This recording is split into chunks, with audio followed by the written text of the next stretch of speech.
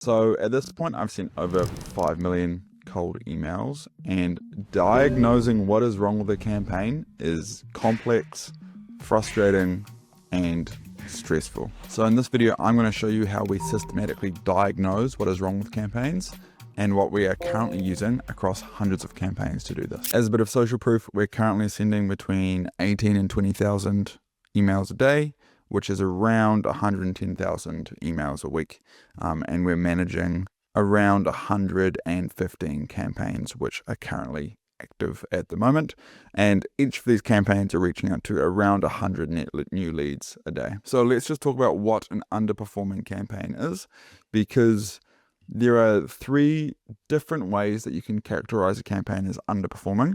The first is a lead quality issue, meaning you're generating leads, and I'm just going to call them positive responses at this stage. You're generating positive responses.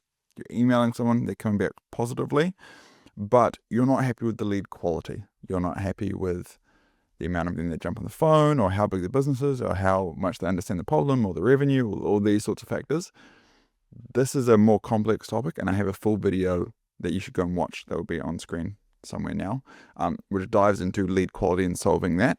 So what I'm going to be focusing on is if you've got a low positive reply rate or a low reply rate, which these are the 2 typical types of things that people look at when they diagnose their campaign as being underperforming. So you're generating replies, but they're not positive. So you're getting lots of not interested, wrong person, wrong company, don't work here, sorry, what do you mean?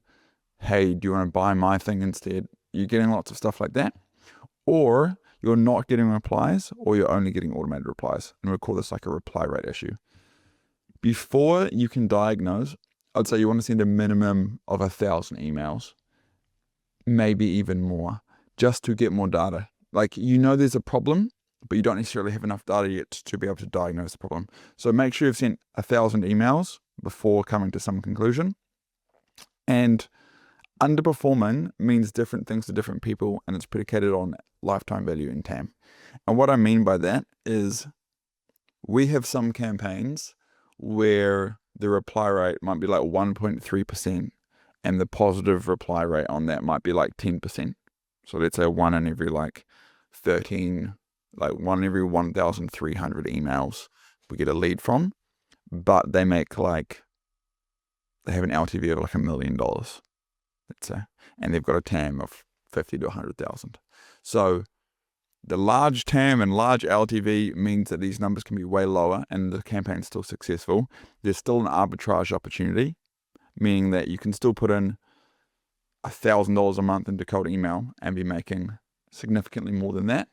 Whereas if you make a small amount of money, let's say $5,000 per lead on average per client, your LTV is $5,000, and your total addressable market is small, then you're going to need a much higher reply rate, because for $1,000 you're investing in cold email, you need to get significantly more replies in order to justify it making sense and there being an arbitrage opportunity with cold email.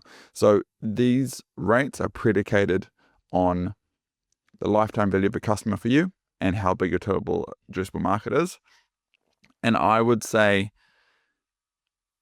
just for context, we typically wouldn't work with someone if they make less than $10,000 over the lifetime of a client, and if their total addressable market is like $15,000, $20,000 or less.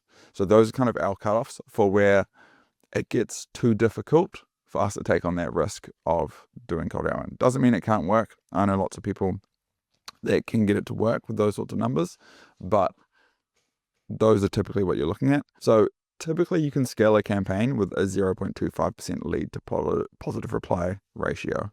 And what I mean by that is every 400 people you contact, you generate 1 positive response. That's typically good enough to scale a campaign, because then every 4,000, you get 10 positive responses. Let's say you want 20 positive responses a week. Cool, you send out 8,000 emails a week. Typically, if you've got a TAM which is big enough, a total addressable market that's big enough, you can scale that campaign, and there is an arbitrage opportunity there if you make enough money per lead. Okay? Typically, you're concerned with a campaign because it's not generating enough leads. This is typically where we see where the reply rate might be fine, let's say 2%, something like this, but the positive reply rate isn't high enough. We haven't generated enough leads for our client or ourselves in whatever situation. What is the process that we go through to diagnose these issues? So first thing, and I'll do this for a few clients, is you look at the analytics, and I'm looking at the bounce rate, the reply rate, and the reply rate over time. So I'm just going to go into Smart Lead. So if you're comfortable with Smart Lead, then all these will make sense. So we put our clients into folders on Smart Lead. Highly recommend using folders. And I'm just going to use an example here. And then we have different campaigns. Each of these campaigns is sending 100 net new leads a day on a 2-step sequence. Okay.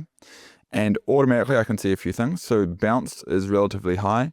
We had an issue with one of our verification tools recently. So there was a bounce issue. So that may still be an issue. We're now double verifying through Lead Magic and Prospeo at the moment, I think. The reply rate is okay. I find this to be really inaccurate. So I'll have a look at that.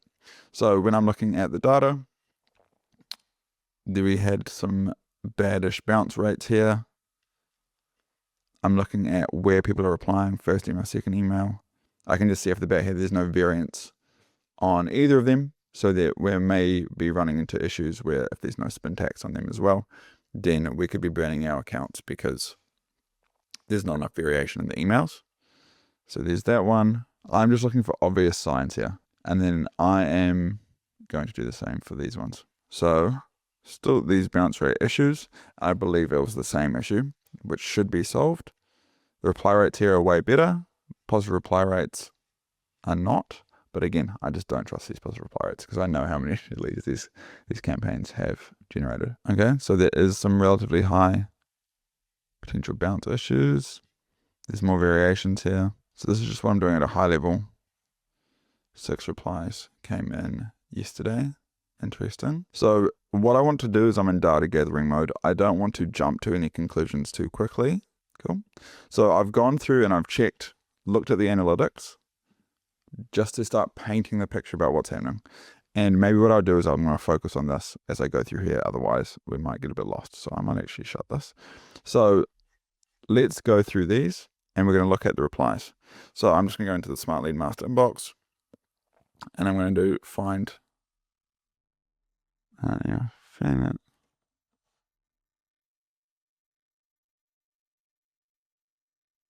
This is it here. So this is this one here. And I'm going to look at what the replies are. Leave me alone. Not interested at this time. How does this work? Okay, so that's a good question. Tomorrow would work, you can call. Okay, so that's a phone call. Thank you, we're not interested. No longer works here. Unsubscribe. Just none.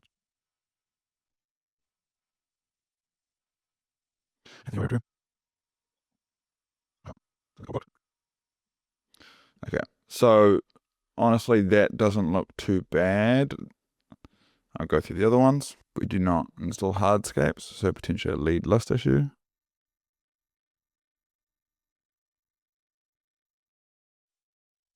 Okay, that's an odd reply. Not sure why this hasn't been booked. I'll talk to the team. Sometimes they, depending on the delays, they happen in Smart Lead. So from what I can see, there's potentially issues with the lead list, but there is still calls coming through. This will be interesting. I don't do patios. So this is telling me there could potentially be an issue here where we're using paper patios. So I'm just going to note this here. From the replies are going to help because they're direct market feedback with what's happening. You need quite a few replies to make any judgment call, because if someone says, you can't take just one reply and apply it across whatever's going on. But we've probably sent out, let's go back here. We've sent out let's say that's 20,000, 22,000. So we've maybe reached out to 11,000 people. So we get a bit of data from there. So I'm going to say potentially some issues with paver patio could use AI in the lead list to fill this variable based off services that are on their website, meaning that, let's say was it this one? Don't do patios. We could use AI to go to the prospect's website, Stephen Peter, beautiful surroundings, and go to services.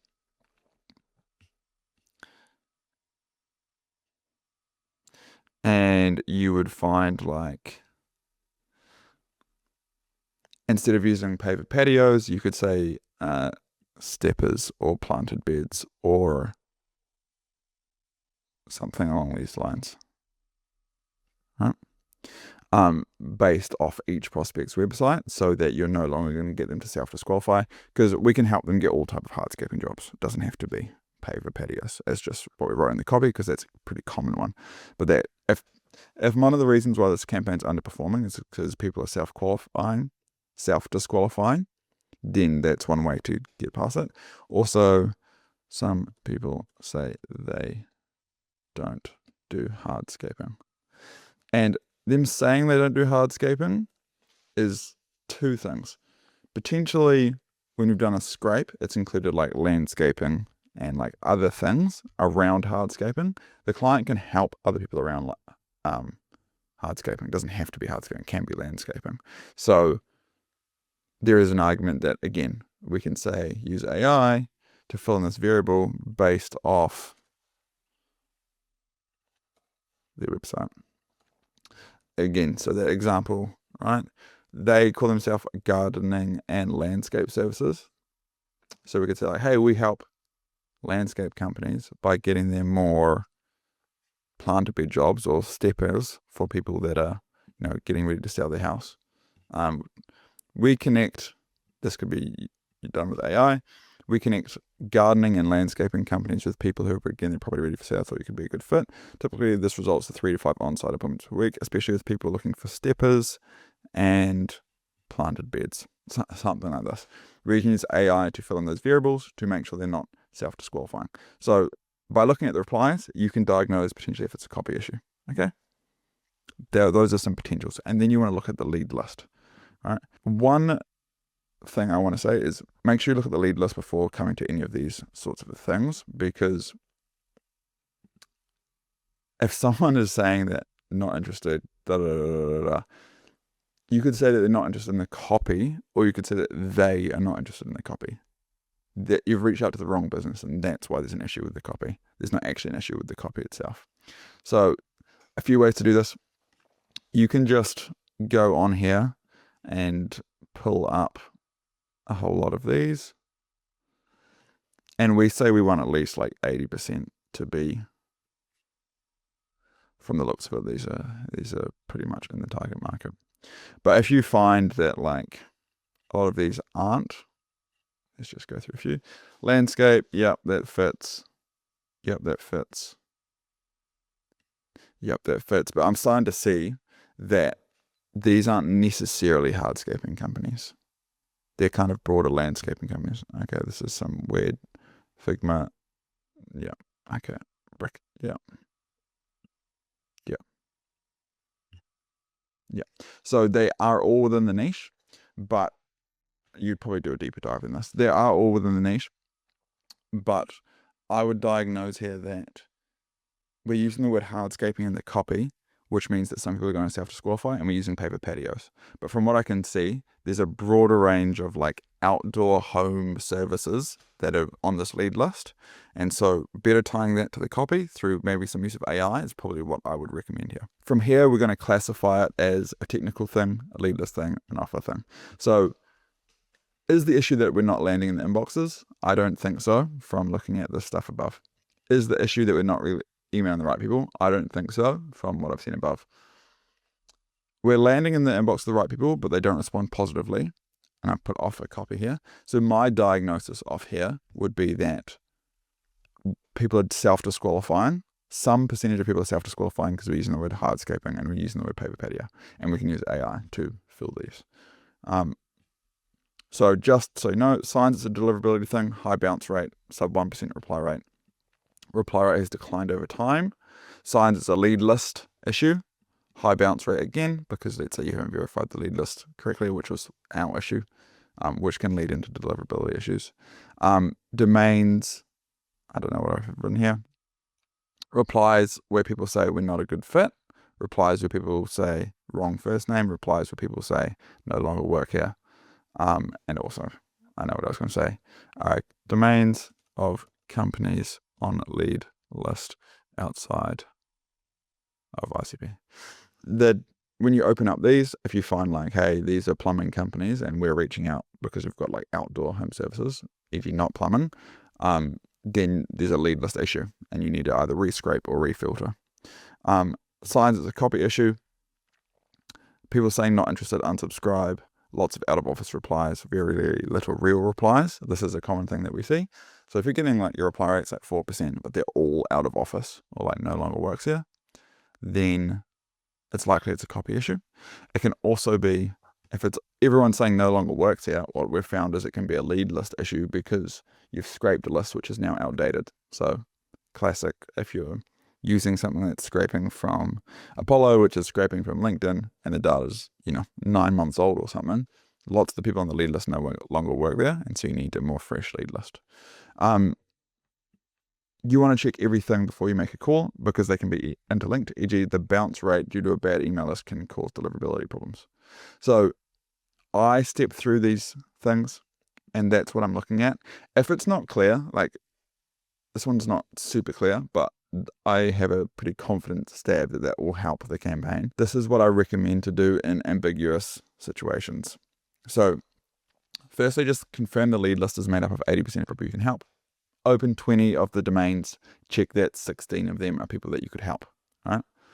Ask your email provider, like if you're getting it from a reseller or SMTP provider or wherever you've got the email accounts from, say, can you please check if there's any deliverability issues on these accounts? They're going to do like a blacklist test. They're going to do a placement test. They're going to, have a look at a few things. They're going to say, these are fine. Okay, cool. And then test significantly more appealing copy. Just test significantly more appealing copy with a much lower ask. So, hey, first name, I have an idea of how you can get more paper patio jobs. Mind if I send over a quick 2-minute Loom video? All right. These were asking for a call. I'll put it. And these were asking for a call. Open to a quick chat. If we asked if they're open to us sending over a video, we're going to get a lot more replies. We've found in some industries like 5x the amount of replies by not asking for a call because some industries are just burnt by people asking for calls. At this point, send out another 2,000 emails with this copy. If the issue isn't solved, then typically we would reset up new inboxes, rescrape, and restart with more appealing copy. So that's what I recommend if the issue is ambiguous after going through this process and checking the analytics, the replies, and the lead list. Then go through this where you confirm the lead list is made up of people you can help. You ask your provider if there's a deliverability issue, and then you test copy with a much lower ask. Mind if I send over a quick 2-minute Loom video explainer? If you are a B2B business and you want to stop worrying about the bottlenecks in your cold email campaigns, you can book a call with somebody in my team by clicking the link below this video, and we can see if what we do can help, or we can just provide free advice if you're after some free advice. If you'd rather see exactly how our system works, there should be a 90-minute video on screen now where I walk through what we do step by step. I'll see you there. Peace.